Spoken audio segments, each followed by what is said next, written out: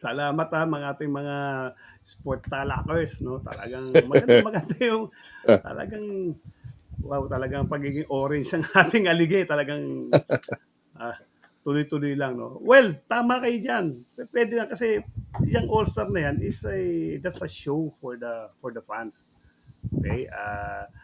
Ito yung chance ng mga tagatangkilik ng basketball sa states na mapanood ang kanilang mga iniidolo ng mga basketballista at yung mga nakapag-perform for a particular period of time, okay, na magsama-sama sa tinatawag na All-Star Game. Di ba birang-bira yun na ikaw bibili ka ng isang ticket para manood. Nandun na lahat yung mga, di ba? Yung mga hinahangaan mo. Wow, bisan lang yun, di ba? So sa isang fan na gano'n, wow, parang ano to, dream come to. Para ba pare nung nakaraan dito, nung FIBA, di ba? Talaga kailangan Ah, manood tayo kasi nandito na lahat, nakikita mo na eh, no? mm, Although, pero gano'n pa rin, isa-isa mong kailangan bumili ka ng isang ticket para mapanood mo yung US, mapanood mo yung si yung team ng ano na ni Luka, yung team ni Carl Anthony Towns, may isa-isa pa rin. Pero ganun pa rin yung ano mo no, yung enthusiasm, yung galak sa and galak sa yung sarili na para oy makikita ko man lang sila baka mamaya nanonood diyan kahit hindi naglalaro nakikita-kita mo di ba so ganun yun lalo na ngayon sama-sama ngayon ang tanong 12 lang no per team so iakyat ng 15 pwede may punto considering kasi pare itong NBA kasi consist of 30 teams mhm. all in all di ba? Alam mo na pare, sa PBA nga ilan lang tayo. Oo, Nagsimula yata tayo ng 8 tapos naging 10, oo, ngayon 12 na no. oo, oo. Yun, kahit 12 lang ang lineup, okay lang kasi limited ang pagpipilian sa 10 Mm, teams, ngayon 12 teams. oo, Ito 30 teams So maraming mga talent na kumbaga natatalo sa voting, mayroong maganda performance na pag sinasabi, deserving na mapunta doon. Okay? Marami kasi itong current na nakita ko na lineup, may mga players na sana nandun. The likes of si Sabonis ng Sacramento. Wala mm, dyan. Maganda oo, laro. O mahusay yun.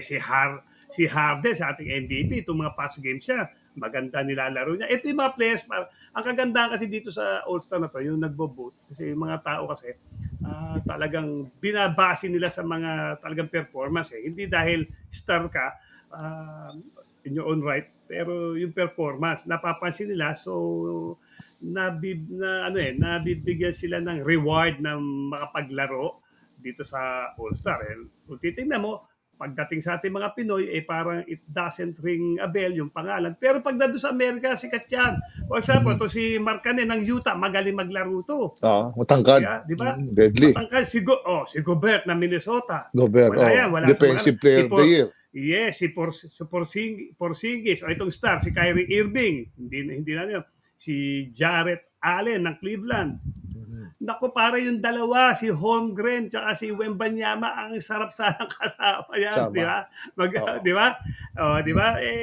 Okay, si Fox ng Sacramento, si Jimmy Butler. Madaming ano si Murray ng Denver. Ba't Mhm. wala?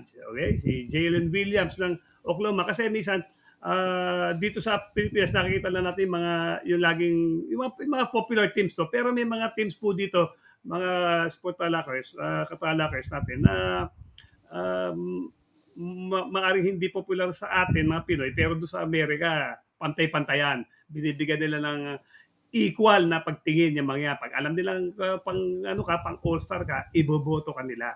At hindi lang yon mismo yung lugar mo ang magpupush na Mhm. mapasama ka diyan, di ba?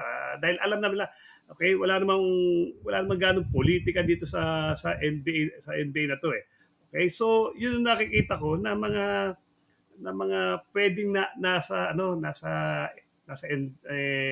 All-Star kasi well may mga na-injured pa nga kung wala pa yung mga na-injured kailangan nandun din sila di ba so ibig sabihin madaming pagkukuhanan okay para at least medyo mapasaya palalo yung mga fans nung mga for example, 12 magiging 15, 6 na players dito, 3-3 di ba? So may kanya-kanya mga fan following din yan eh. So lalo pang napapasaya yung mga fans nandito. Ngayon, ang tanong, baka mahirap pagdating sa endgame.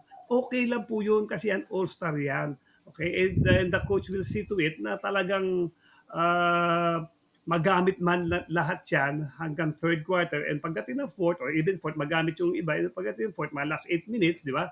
Doon niya makita, doon niya ipapasok, yung pandiinan niya kung sino talaga yung nag-perform for the first 3 quarters.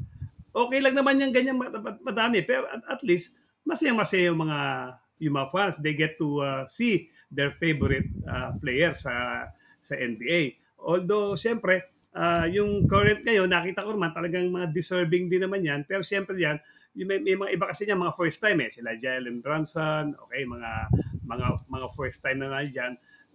May mga iba rin kasi na sana nandoon. Okay, so tama ako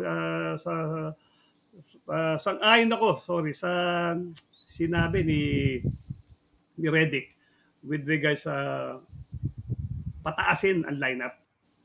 Kasi nga, 30 teams naman yung pagkukuhanan. Okay?